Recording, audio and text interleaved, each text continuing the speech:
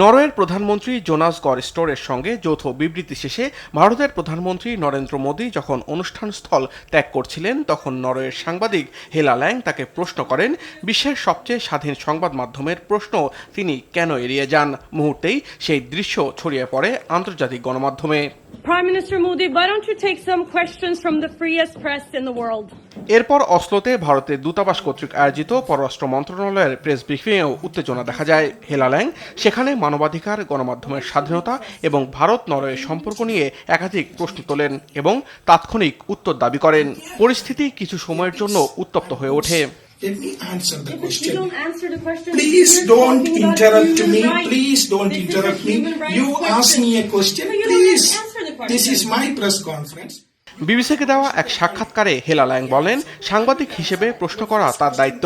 যখন কোনো দেশ সম্পর্ক জোরদার করতে আসে তখন সাংবাদিকদের আরও বেশি প্রশ্ন করার অধিকার থাকা উচিত। তিনি বলেন, উত্তর না পেলে আবার প্রশ্ন করাই তার কাজ।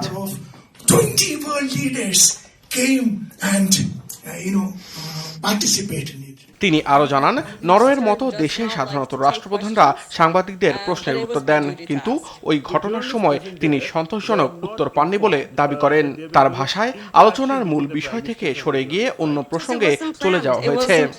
Given the situation for press freedom in India, এই ঘটনাকে ঘিরে ভারতের রাজনৈতিক মহলেও শুরু হয়েছে আলোচনা ও বিতর্ক। প্রধানমন্ত্রী মোদীর সাংবাদিকদের প্রশ্ন এড়িয়ে যাওয়ার বিষয়টি তুলে ধরছে বিরোধীরা।